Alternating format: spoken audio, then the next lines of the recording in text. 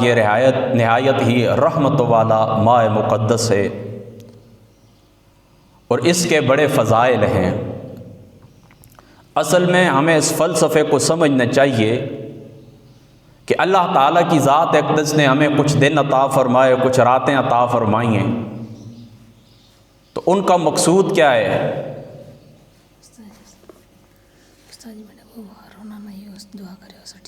اچھا ٹھیک جیسا۔ اصل میں اس کا فلسفہ کیا ہے؟ آپ اس فلسفے کو سمجھیں۔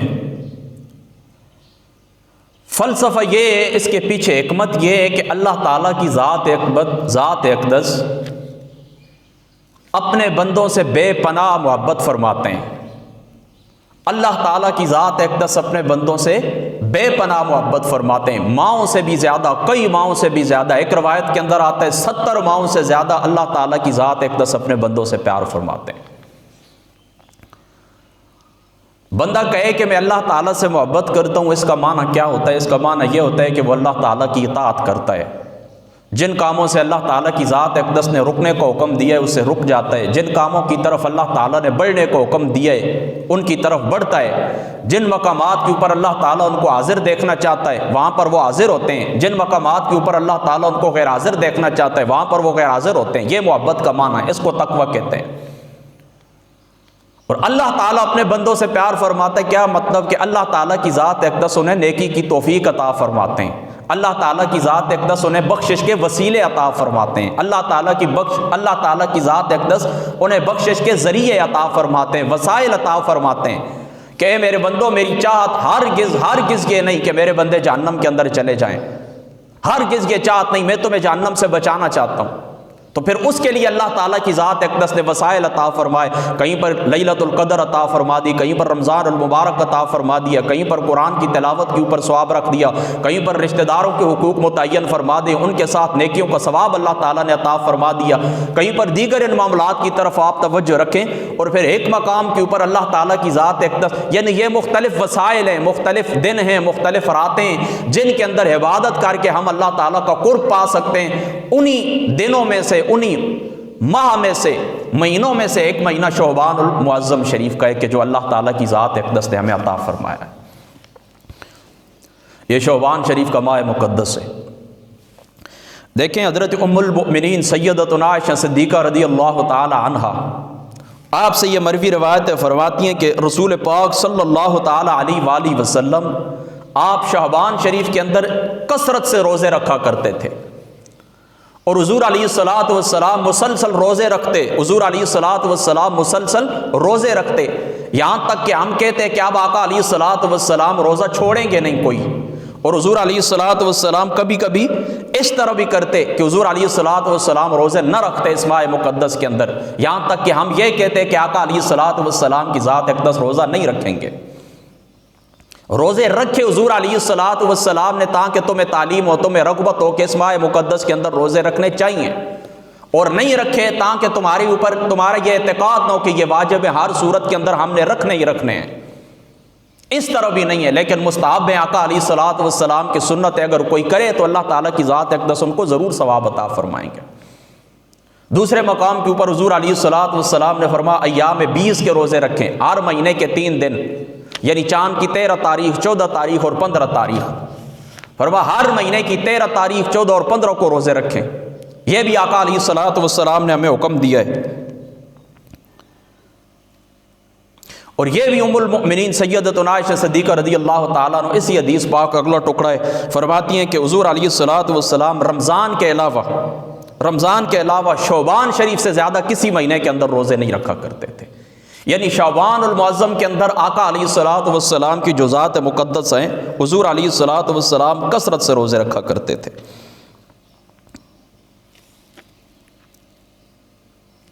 اللہ اکبر، اللہ اکبر۔ دوسرے مقام کے اوپر آقا علیہ الصلوۃ والسلام کی ذات اقدس نے ارشاد فرمایا، یہ حضرت عبداللہ رضی اللہ تعالی عنہ، آپ اس حدیث پاک کے راوی ہیں، رسول پاک صلی اللہ تعالی علیہ وآلہ وسلم آپ نے ارشاد فرمایا کہ جو بندہ ماہ شعبان کے آخری پیر کو روزہ رکھتا ہے جو بندہ ماہ شعبان کے آخری پیر کو روزہ رکھتا ہے اللہ تعالیٰ کی ذات اقدس اس کی مغفرت فرما دیتے ہیں، اللہ تعالیٰ کی ذات اقدس اس کی بخشش فرما دیتے ہیں۔ یعنی کیا مطلب؟ ابھی شعبان شریف کا ماہ مقدس ہے، تو جو اس ماہ مقدس کے اندر آخری پیر آئے گا اس کے بعد دوسرا پیر پھر نہیں آنا، پھر ہم رمضان المبارک کے اندر داخل ہو جائیں گے۔ تو اس پیر کے متعلق حضور علیہ الصلوۃ والسلام نے فرمایا شعبان المعظم کا آخری پیر جو بندہ روزہ رکھتا ہے اللہ تعالیٰ کی ذات اقدس اس بندے کی مغفرت فرما دیتے ہیں، اس بندے کی بخشش فرما دیتے ہیں۔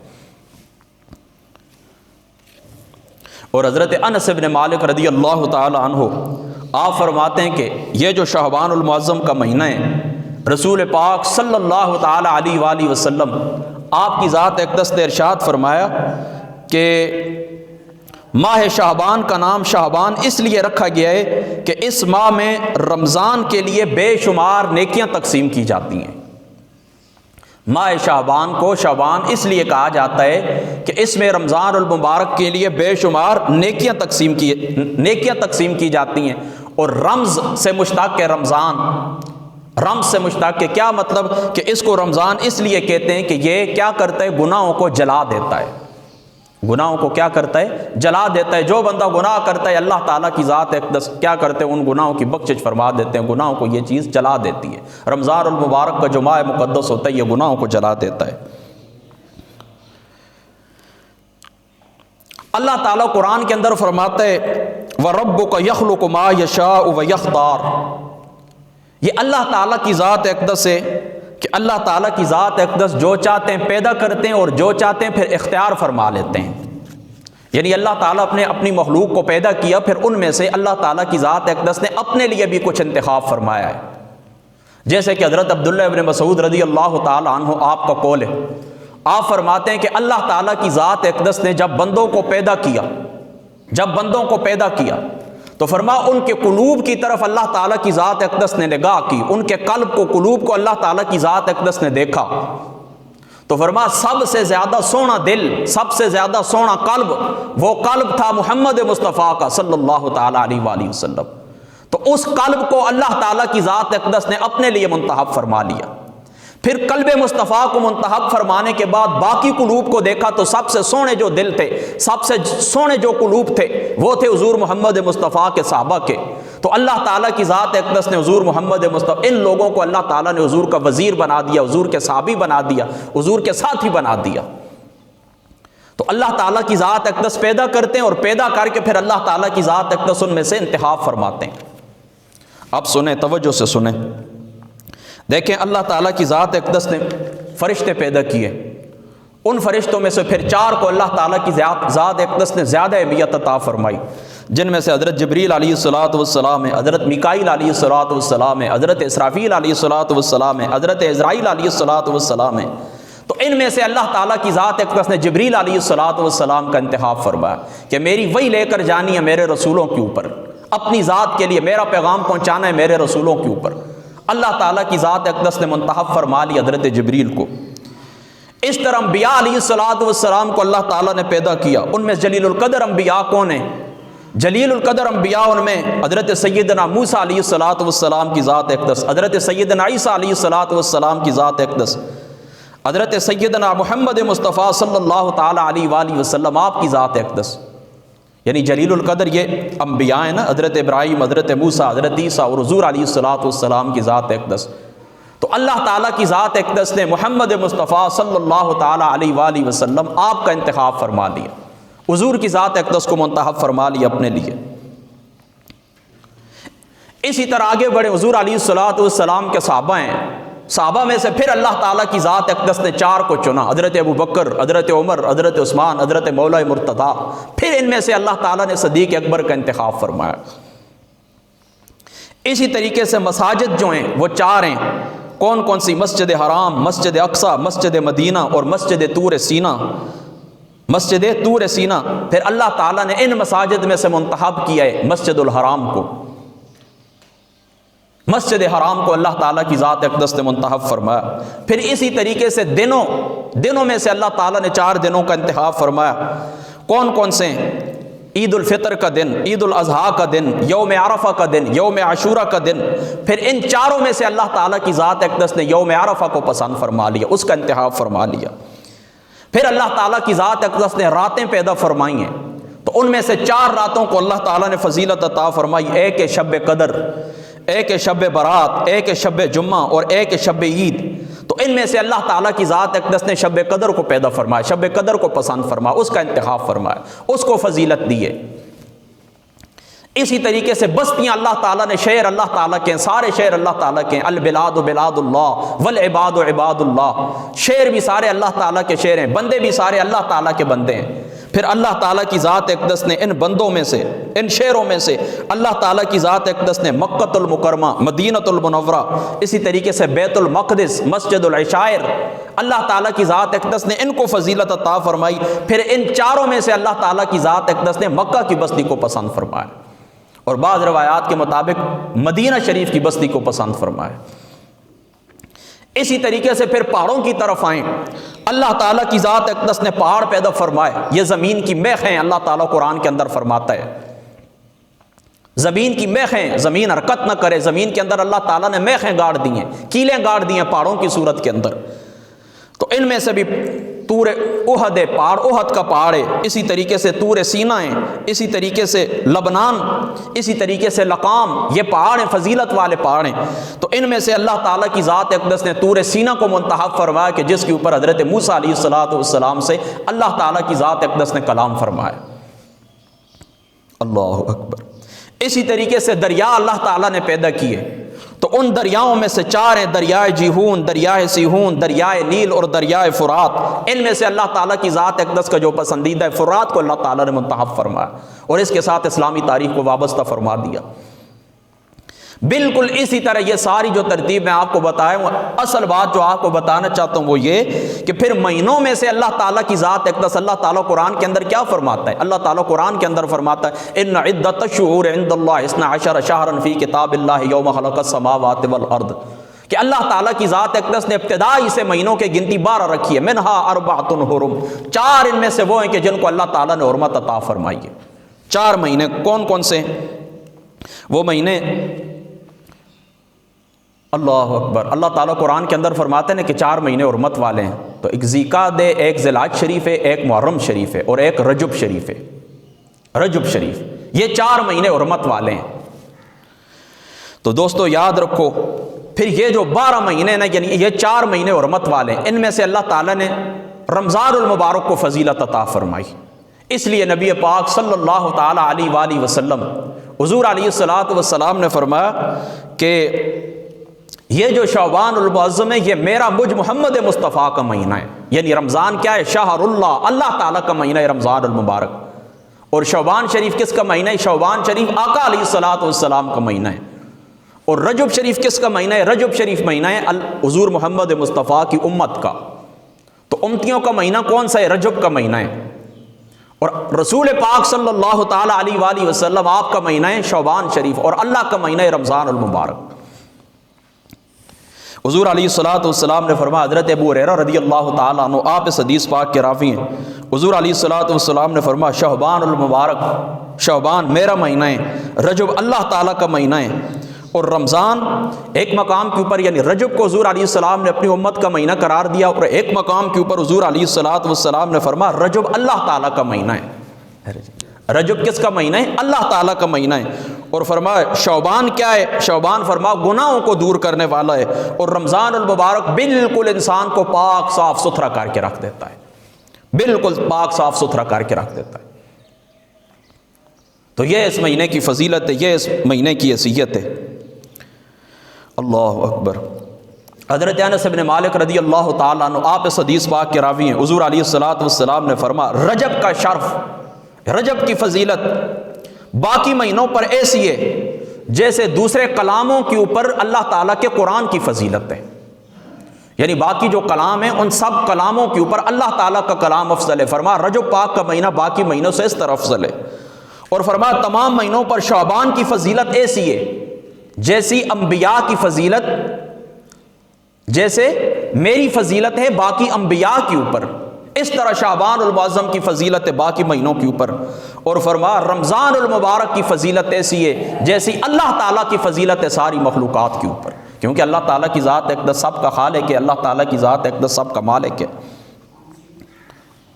اب دوستو اس بات کو آپ ذہن کے اندر رکھیں کہ یہ جو شعبان پاک کا ماہ مقدس ہوتا ہے، اس ماہ مقدس کے اندر حضور رحمت عالم صلی اللہ تعالیٰ علیہ وآلہ وسلم، آپ کے جو صحابہ ہیں، اور اسی طریقے سے حضور علیہ الصلوۃ والسلام کی امت کے جو اسلاف ہیں، یعنی ہمارے جو اسلاف ہیں، نیک بزرگ، ہمارے بزرگان دین جن کو ہم کہتے ہیں، ان کا معمول کیا ہوا کرتا تھا، یہ اس ماہ مقدس کے اندر کیا کیا کرتے تھے؟